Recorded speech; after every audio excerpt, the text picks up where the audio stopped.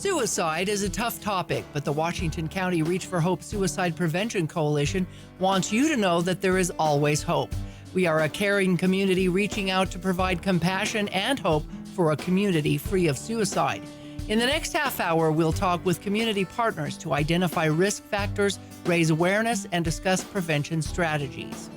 Hello, thanks for joining me on another edition of Reach for Hope, where there's always hope. I'm Melissa Anderson. You know, this show is dedicated to women, especially those of childbearing age. If you or someone you know has struggled with the baby blues or even postpartum depression after childbearing, you're not alone. With me today is Shay Timothy, a community health specialist with the Southwest Utah Public Health Department who has studied this phenomenon. Welcome today, Shay. Thanks for coming all this way from Panguitch. Tell me a little bit about what you do and how you got into this topic. Yes, thank you so much for having me. So I am a community health specialist, as you said, and what that is someone who connects members of their own community, the communities that they work in. They help them locate the resources that are going to help them. So that's things like housing, food, childcare, even things with domestic violence, and so much more. I really feel like I act like a bridge between people who are in need, and then the other side being the resources that are going to help them. I feel like when you're going through a difficult time, you don't always know where to go, what to look for, who to talk to, and so I feel like that's where I come in. And then with this maternal mental health, I first got into it when I was watching my sister go through postpartum depression. And then around the same time, I was getting my bachelor's degree in public health, and I needed to choose a health topic that I wanted to research for an entire semester. And so I chose postpartum depression so that I could better understand what my sister was going through and how I could better help her. Yeah, that's a topic that you don't hear much about these days, even though most all women that have babies go through some sort of depression, whether it's long-term or short-term. So you studied mental health, and tell us about the baby blues. What's the baby blues? Yeah, so the baby blues happens around 2 to 3 days after a woman gives birth. And it's because of a hormonal change. Usually, as soon as a woman gives birth, their hormones like estrogen, progesterone, and their thyroid hormones plummet. And that can produce mood swings, excessive crying, sadness, and even depressive symptoms. Yeah, and we've heard of postpartum depression or PPD. What's the difference between that and baby blues? Is that difference? Yeah. So the baby blues usually will go away within 2 weeks of giving birth. Postpartum depression baby blues can become postpartum depression if they don't go away, or if they come back, or if the symptoms worsen. The postpartum depression is really similar to the baby blues, but the symptoms can be more intense and last longer. So what are the risk factors for that? So if a woman previously, before giving birth, had like a depression disorder or like bipolar disorder, that can increase their chance of having postpartum depression. It can also be if they've had multiple births, if they're of a younger age, and it can also happen if they are in like a lower socioeconomic status. So what are some of the symptoms? So it can be like if they are withdrawing from their loved ones, they feel like they're not bonding with their baby. And then there's also some depressive symptoms, and those are like feelings of hopelessness, feeling empty, irritability, trouble sleeping, and a loss of energy. They may also have suicidal thoughts or attempts. However, postpartum depression is really individualized, even with just clinical depression. The CDC has said that symptoms, how often the symptoms occur, how long they last, and how intense they may feel can be different for different different people. So is that treatable? Yes. And what do they use? So they use a lot of antidepressants. A lot, or I guess there's some antidepressants that can be used when you're breastfeeding. Okay. They are, let me see. Sorry, I was just looking at my notes. So they can also meet with a mental health provider, and that can help them with like setting goals, increasing their self-confidence, finding better coping skills, and just dealing with the transition to motherhood. Yeah, and that is a big thing. I mean, I've, had that go through that twice, and it does. It shakes you loose. So I understand here in Utah that we have one of the highest rates in America for postpartum depression, or this. How did you find out that research, and why do you think that is? Yeah, so one of the reasons why we have the highest rate of postpartum depression is because Utah has one of the highest rates of births in the United States. And postpartum depression is the most common complication of pregnancy. Let me see. There's also a gap in Utah between the rate of women that are diagnosed with postpartum depression and the rate of women who actually experience postpartum depression. So many experts in maternal health think that it's because of the culture in Utah. A lot of women put a lot of pressure on themselves to be perfect, and when that's not the case. Like, there are so many things that they go through, and when they're feeling all these things, they are feeling that pressure to be perfect when it's really not possible to be perfect right now. And there's also phrases that are used when having a baby, like a bundle of joy, it's so magical, or pregnancy glow. And so when women don't feel that, when they're not feeling that it's so amazing or so magical, they feel like they've done something wrong, which is not the case. Yeah, thus the title of today's show, Maternal Mental Health. Now, I'm sure that they probably go through a little bit of this while they're pregnant as well, because your body's all stretching out. You're not in the shape that you used to be. Maybe you were 115 pounds and now you're 165. Yeah. And then to shrink back down, that's probably where that perfectionism is. You want to lose that weight, but it's hard to get off that baby fat. What kind of pressures then outside are causing this to happen? You talked about perfectionism, and I would imagine that goes along with the culture here in Utah. Yeah. So it's definitely part of Utah culture is that people want to be their best. They want to be perfect. And a lot of that comes from like social media, because when you're posting things on social media, you're not typically posting your flaws, your weaknesses, the things you're going through. It's usually like all your kids are clean and in nice clothes, and you've got dinner on the table, and everybody's happy and everything's good.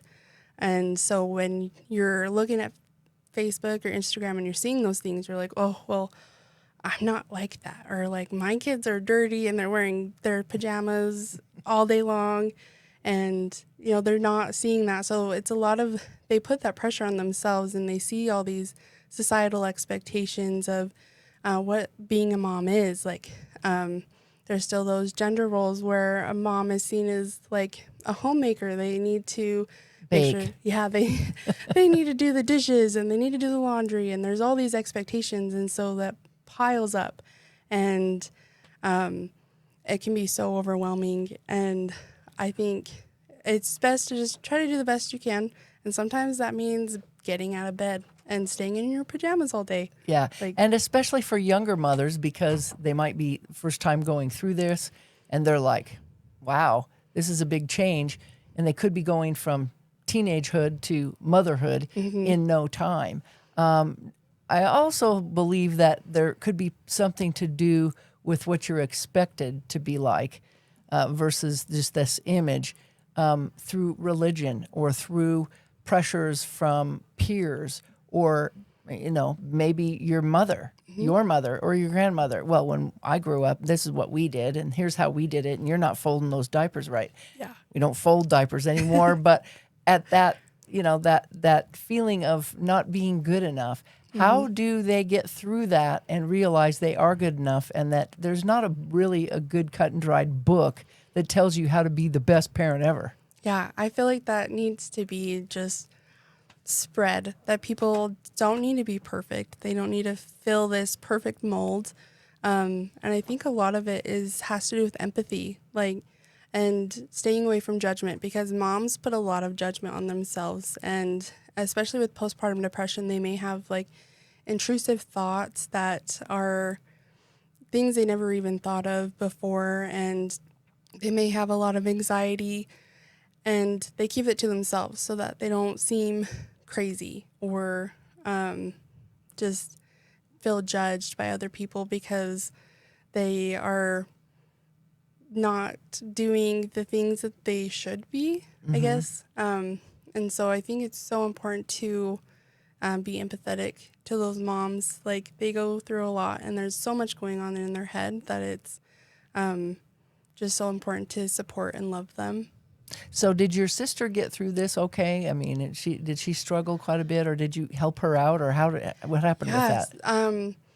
I feel like it did take her a while. Like, it was like she needed to do it on her own. She worked full time. She had 3 kids, and but then she also she had all these other expectations that she needed to have a clean house and all these other things. And she started getting help. Like, she was meeting with a therapist, and and she still meets with somebody, and they work on building their self-esteem, building their self-confidence, and loving themselves. And I think that's super important to have somebody to talk to, whether it's a therapist or a trusted friend, or somebody in your life where you know that you can speak openly and that they're going to help you work through your problems. Yeah, and that's about the time when you're talking about house cleaning that you have to make a decision on whether a clean house or taking care of yourself and your kids, and let that dust build up for a while, or hire a house cleaning. Or maybe we need Rosie the robot from the Jetsons to come over and take care of everything. Right. They have the AI technology with the new vacuum, so you just set it and let it go. Is postpartum depression then common? Oh, yes. It's very common. About 1 out of 8 women are diagnosed every year. And then this is where we see the gap, is that 1 in 3 women in Utah they either experience depression during pregnancy, anxiety during pregnancy, or experience postpartum depression. Yeah, so if they come in and they try to get help for that, they're not going to be ridiculed or told, you're just weirdo. Right. Where would they go for that help? Do they go to their OB doctor? They can. A big thing is, like, you can go to your primary care physician, and often they will check your hormone levels, because you might not have bounced back. Because like I said, your hormones decrease after having a baby. So it could be that you're still lacking in those hormones, and so they can do labs and check your hormone levels. And if that's an issue, like if you're lacking somewhere, they can prescribe you a medication, or prescribe you those hormones. And they can also prescribe antidepressants. They can meet with a mental health provider as well.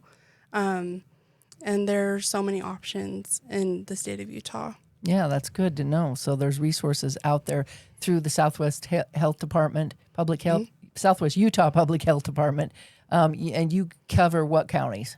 So I cover Garfield and Kane counties, but we have community health workers in Washington County, Iron County, and Beaver County. Great. So just reach out to your health department, and they should be able to help you with that as well, especially if you're that lower income that we were talking about earlier. When could all of this, even with the hormones and the imbalances and things, become dangerous to the baby? Is it okay to take this medication or get this change with this help while you're going through this? How is it dangerous to breastfeed after that? You said something earlier about it wasn't. Yeah, so there are a lot of antidepressants that you can take while breastfeeding, and your physicians are so prepared. Like, they know what you can and can't take.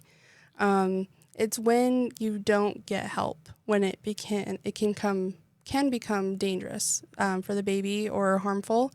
There's cases where if a woman just can't take care of her baby, then the baby might have experienced neglect. There are also some rare cases where the woman or the mom may harm their baby. That is one of the signs and symptoms of postpartum depression, is even having thoughts about harming your baby.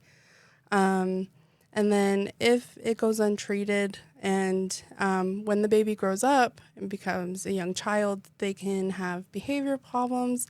They can have cognitive and emotional developmental delays. So that's kind of where it can be more harmful for the baby. So it's almost, are there early warning signs for this, what I would consider psychosis? Yeah. So that's postpartum psychosis is basically what happens when it doesn't get treated and it becomes more severe. It happens in about 0.1% of women. And this is the warning signs for this, and how you can tell the difference between postpartum depression and postpartum psychosis is they experience hallucinations and delusions. And then when somebody's experiencing that, it's a medical emergency.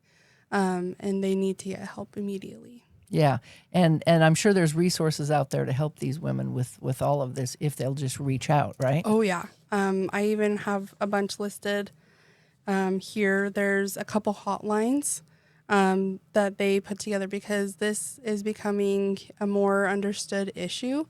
And so there's a national hotline. It's the National Maternal Mental Health Hotline. And I do have the number here. I don't know if... Go ahead and read it. Yeah. It's so you can call or text this number. It's 1-833-943-5746. And it's free, confidential hotline for pregnant and new moms. And they also offer both English and Spanish. And then there's the Postpartum Support International Utah hotline. And that number is 800-944-4773. And that one is you're actually connected with local volunteers. These are women who've been trained to deal with postpartum depression, anxiety, but they've gone through it. They can really relate to the people that they help, and that's also free and confidential. They offer support and information. So that's a good resource and people to talk to. There are people who will understand what you're going through. There's one that our WIC program through the health department, they give this out to their moms that they work with, and it's a podcast for pregnant and new moms. And it focuses on postpartum depression, postpartum anxiety, postpartum OCD, infertility, if you had a traumatic birth with one of your children, or if you're just struggling with the transition to motherhood.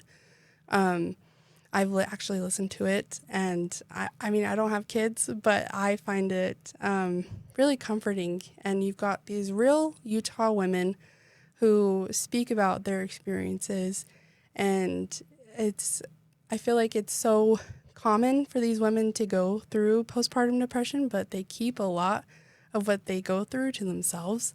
And it's so common for them to feel so alone, like no one understands what they're going through.